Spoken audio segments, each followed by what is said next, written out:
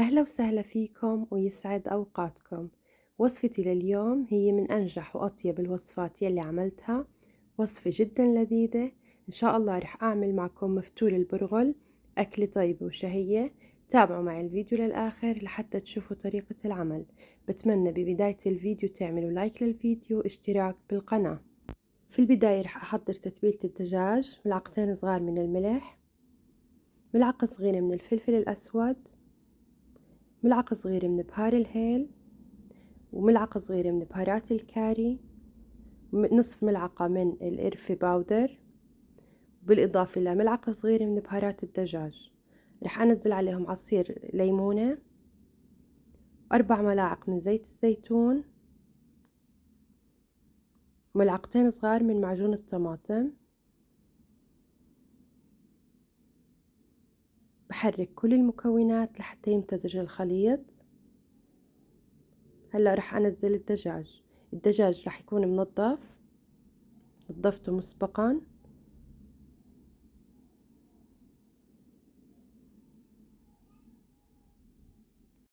بفرك الدجاج كتير منيح بالخلطة وبنزلهم على صينية. بنزل باقي التتبيلة فوق الدجاج، وبنزل بصل، بفضل بصل بهذا الحجم، وبالإضافة لورق الغار. بغطيهم بورق زبدة وبغلفهم بالقصدير، وبدخلهم على فرن محمى مسبقا على درجة حرارة 200 بالرف الوسط لمدة ساعة لساعة ونص.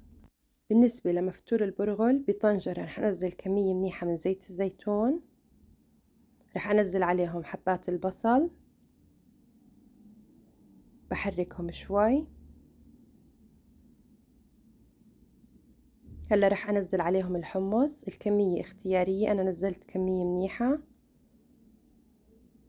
بحركهم شوي. رح أنزل عليهم ملح، ورح أعدل الكمية بعدين بس تغلى المي. رح أنزل عليهم ملعقة صغيرة من الفلفل، ملعقة صغيرة من الكمون، نصف ملعقة صغيرة من الكركم. بحرك كل المكونات سوا، بتركهم على الغاز تقريبا 5 دقايق.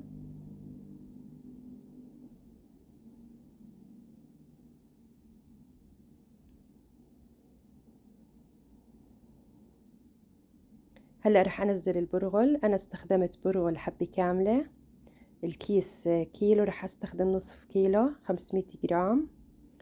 اكيد بغسله وبصفيه، بعدين بنزل الكمية.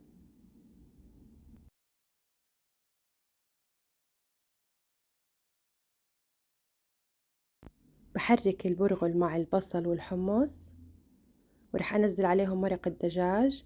كل كوب من البرغل بده كوب وربع لكوب ونصف من المي حسب نوع البرغل.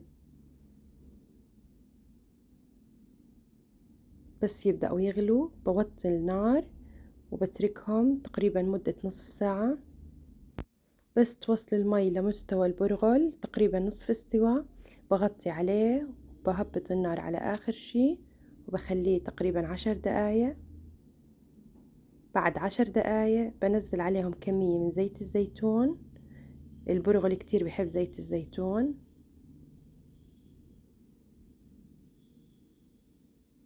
بحركهم، بغطيه وبتركه على نار هادية لحتى يتنشف مزبوط وتتفتح حبات البرغل. هيك تقريبا بعد 10 دقايق استوى عندي وصار نثري. هلأ بطفي النار وبتركه مغطى تقريبا 10 دقايق كمان. هيك صار عندي جاهز. هلأ الدجاج استوى بعد تقريبا ساعة وربع، ساعة ونص. رح أحمر الدجاج، بدهن الدجاج من الصوص يلي طلع عندي.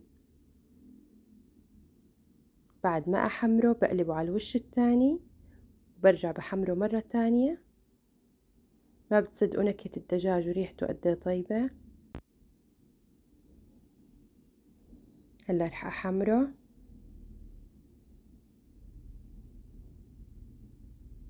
شوفوا كيف البرغل نثري، والحبات ما شاء الله كتير كتير كتير شهي.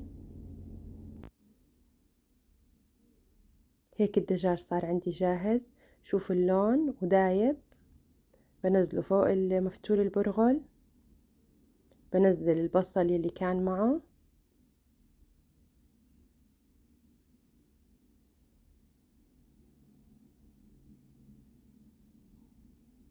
هيك الوصفة صارت جاهزة. وصفة شهية وسهلة كتير طيبة، بتمنى تجربوها. إذا أي شي واضح بالفيديو اكتبولي بالتعليقات وأنا رح أجاوبكم. وإذا عجبكم الفيديو اعملوا لايك للفيديو، اشتراك بالقناة، واحكولي من أي بلد بتتابعوني. وصحتين وعافية على قلبكم.